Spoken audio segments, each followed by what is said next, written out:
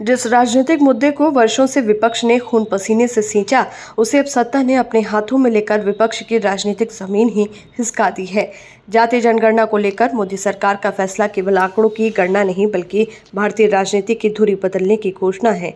ये महज एक नीतिगत घोषणा नहीं बल्कि वैचारिक कब्जे की चाल है, जिससे एक नहीं अनेक सवाल जन्म लेते हैं।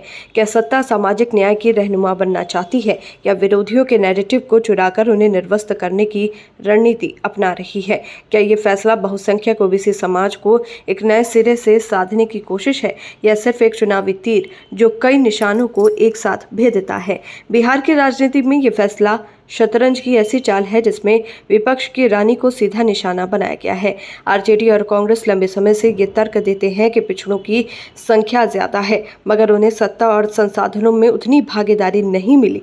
इसी तर्क के आधार पर तेजस्वी यादव, राहुल गांधी और समाजवादी खेमे ने जातीय जनगणना को एक मॉरल क्रूसेड की तरह पेश किया है। राहुल गांधी तो इसे सत्य का अभियान तक कह चुके हैं, जिसका उद्देश्य है जिसकी जितनी संख्या उसकी उतनी भागीदारी। लेकिन अब जब केंद्र सरकार ने खुद इसे स्वीकार कर लिया है तो ये पूरा नैरेटिव उलट गया है। राहुल गांधी की राजनीतिक रणनीति का ये सबसे अहम आधार था, जिसे उन्होंने भारत जोड़ो यात्रा और जाति बचाओ अभियान में केंद्रीय मुद्दा बनाया। उनका पूरा भाषण, पूरा भाष्य इस एक बिंदु के इर्द गिर्द घूमता था कि मोदी सरकार ने जातिगत जनगणना को औपचारिक रूप से जनगणना में शामिल करने की घोषणा कर दी है, तो राहुल गांधी की ये योजना उन्हीं के हाथों में दम तोड़ती प्रतीत होती है। विपक्ष का आरोप था कि बीजेपी सामाजिक न्याय की विरोधी है, लेकिन अब खुद बीजेपी उसी एजेंडे को अपना रही है। ऐसे में सवाल उठता है कि राहुल गांधी अब क्या नया नैरेटिव गढ़ेंगे? तेजस्वी यादव ने इस फैसले को अपनी 30 साल की मांग की जीत बताया है, लेकिन सवाल ये है कि जब सत्ता विपक्ष के मुद्दे को खुद लागू कर दे तो वो जीत होती है या हार? तेजस्वी कह रहे हैं कि सरकार को हमारे एजेंडे पर काम करना पड़ा, मगर असल सवाल ये है कि जब निष्पादन का श्रेय सत्ता पक्ष को मिल गया तो भावनात्मक और राजनीतिक लाभ किसके खेमे में जाएगा? क्या जनता सिर्फ ये देखेगी कि मांग किसने उठाई थी या फिर ये कि उसे पूरा किसने किया?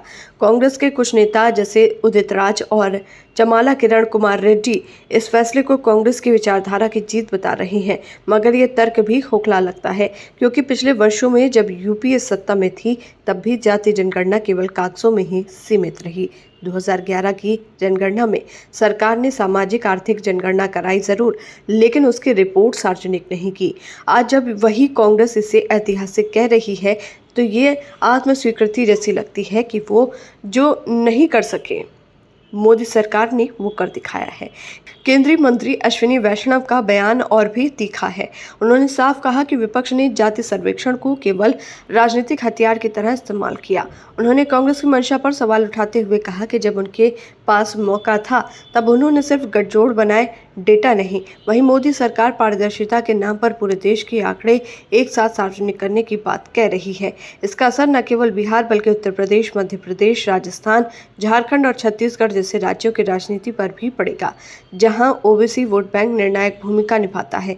चिराग पासवान और सम्राट चौधरी जैसे बीजेपी नेता इसे देश हित में ऐतिहासिक फैसला कह रहे हैं।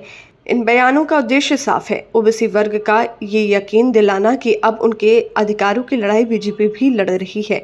ये विपक्षी दलों की उस छवि को चुनौती देता है जो खुद को सामाजिक न्याय का एकमात्र प्रहरी मानती है। अब सवाल ये है कि जब बीजेपी खुद सामाजिक न्याय की भाषा बोलने लगे, जब वो भागीदारी और प्रतिनिधित्व जैसे शब्दों को अपना ले, तब क्या समाजवादी और धर्मनिरपेक्ष ताकतों के पास कोई वैचारिक बढ़त बचती है?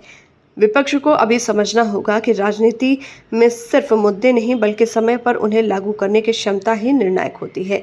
केवल घोषणाओं और आंदोलन से नहीं, कार्यवाही और परिणाम से जनता तय करती है कि कौन उनके साथ है। ये फैसला अब एक बहस की शुरुआत भर नहीं बल्कि विपक्ष के अस्तित्व और वैचारिक लड़ाई की नई कसौटी बनकर उभरा है। राहुल गांधी को अब जातीय जनगणना से आगे जाकर एक ऐसा नया वैचारिक नैरेटिव गढ़ना होगा जो न केवल भीड़ को आकर्षित करे बल्कि सत्ता के मुकाबले खुद को ज्यादा प्रामाणिक साबित भी कर सके, वरना वो खुद उसी नैरेटिव में गुम हो जाएंगे जिसे उन्होंने जन्म दिया था और जिसे अब किसी और ने हथिया लिया है।